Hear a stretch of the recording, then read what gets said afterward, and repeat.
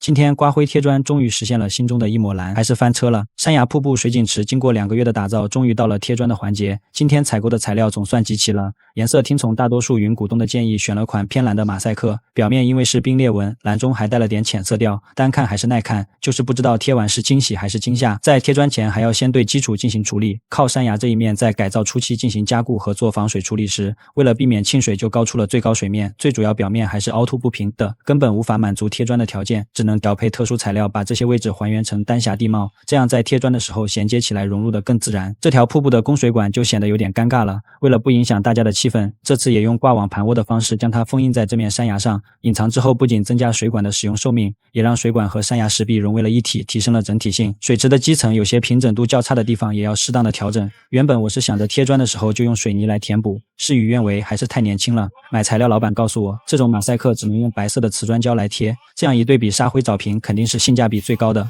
为了节省瓷砖胶材料，就用水泥对水池基础进行了一次彻底改进。万事开头难，水池受山崖地形的影响，形状并不规则，最主要深度也是高低起伏。在这样的条件下，如何把马赛克贴得规整，成了这次改造要攻克的难点。刚开始我计划利用水平线在水池的中央先找出一条中心线作为参考，有了这条基准线，其余的地方根据这条线的标准再延伸扩展。每天上一档档不一样，随着水池贴砖的不断增多，效果也慢慢呈现。就是这个颜色看起来有点像是上当了，感觉像是翻车了。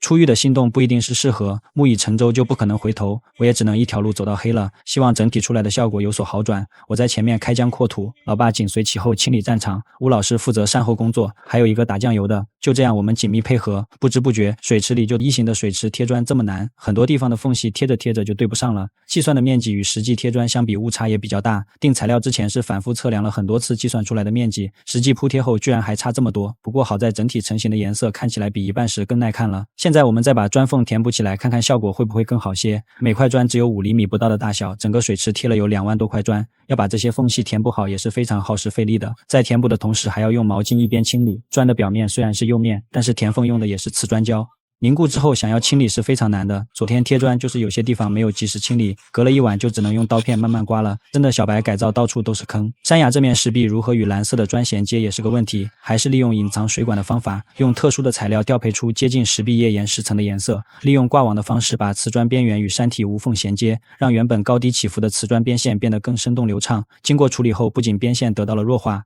凝固后还能与山体融为一体。等了2天，水池终于算是凝固了。现在我们把气盘安装上，再冲洗干净，就可以灌水检验成果了。贴上砖水池，清理起来就要轻松很多。这些是预留的灯孔，我怕灯光会翻车，水下灯孔先预留备用。冲洗干净，整体效果就是这样的。这个颜色很难界定，没有想象的惊艳，整体看又说不出来哪里不对。现在只有灌满水再看看了。碧水天成阴晴空，泳池如镜，景无穷。果然阳光就是最好的滤镜，在阳光的照耀下，水池终于呈现了一抹蓝。气氛都到这个点了，我们下水感受下。哇，兄弟们，今天这温度，游泳真的不要太爽。现在我们闭上气，到水下感受一下。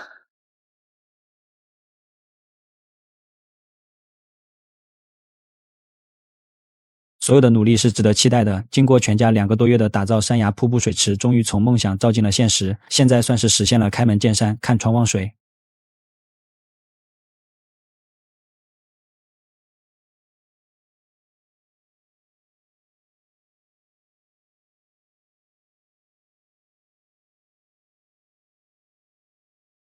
今天开槽走线，终于让梦想照进了现实，真的做到了。前院山崖瀑布水景池经过2个月的打造，总算达到了预期，就是功能上还缺点灵动。为此，听从大家的建议，找了些设备，看能不能赋予它新的生命。先要解决光源的问题，传统的灯光只有一个颜色或者几个特定的颜色变化。我想要实现与室内一样能无极变光的效果，这种 COB 灯带正好满足，但是室外裸露肯定不防水。无意找到了这种硅胶的套管，正好满足灯片的防水需求。因为套管是一体成型，灯片只能通过这根线慢慢的拉过去。通电测试后，如何把灯带固定到山崖上成了难题，灯带裸露肯定会影响到整体效果。为此我特意找了件工具，利用它在水池边沿开凿出一条能够嵌入灯带的凹槽。石壁是凹凸起伏的地形，这无疑增加了开凿的难度。虽然灯带是低压24伏的，但是为了安全，灯槽还是高出了水面进行切割，这样也能避免破坏防水层。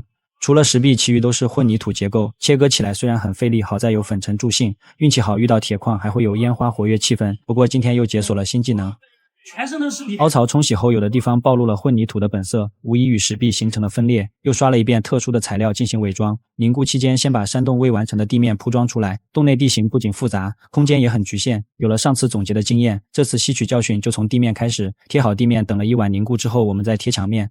这样既不用考虑站位问题，墙面也有了参考线。就是万万没想到，贴完居然还有这么多的缝隙需要弥补。填补这些空缺就是比较耗时的，每块缺口大小不一，只能一边比对一边切割。贴砖的高度并没有超过最高水位线，边沿调配了与山体接近的颜色来收口，这样不仅能弱化瓷砖边线，也能让水池的水面看起来更自然。现在是时候安装灯带进行测试了。光源就围绕水池一圈，总长度有37米，灯带就分成了2段。因为是测试，就先接一端的变压器先看看效果。测试了各种亮度，确定效果后，就可以安装空电箱了。为了更方便安装变压器，电箱就嵌入在院墙上，起平墙面。凝固期间，先把水池之前预留的水下灯孔填补上。昨晚测试了灯带的效果，为了安全，最终决定取缔了水下的光源。这些切割过的马赛克也是个隐患，切割面像是刀片一样，不小心碰到了肯定容易受伤。利用打磨的方式，将整个水池可能存在的隐患进行了处理。经过打磨，原本尖锐的棱角变得圆润柔和。通过测试的灯带怎样固定也是个难题，想要灯带与山体融为一体，只能利用特殊的材料对凹槽先进行填补，之后再嵌入灯带，这样不仅保护了灯带，避免长期暴露，也能弱化其存在，主要还能与石壁无缝衔接。因为灯带是硅胶材质，即便这样操作也不用担心会被填补的材料凝固。后期如果要维修更换也是可以拆下来的。灯带长度超过10米就会减压，只能在两端同时接线连接变压器，接头为了避免浸水，就用结构胶封印在了凹槽里。因为变压器不防水，灯光的接线都通向了电箱，这样变压器不仅具备了安家落户的条件，也方便之后检修。雾化器配的线缆长度有限，只能把雾化器的接头剪掉重新接线。大家都知道，这类产品最容易坏的就是变压器。为了避免后期坏了和商家扯皮，变压器就没有破坏，直接用插板的方式接入电源。雾化器配了2个，一个放在山洞，另一个放在了水池的中央。现在我们测试一下。10孔的烟雾还是比较大，不知道晚上效果如何。水池的强电算是完成了，下一步就要解决智能控制。现在水池的设备全靠漏电开关控制，想要实现智能控制，水池每个用电设备都在漏电开关旁边安装了远程控制器，通电后手机就可以添加设备，备注好对应的功能。现在我们测试看看。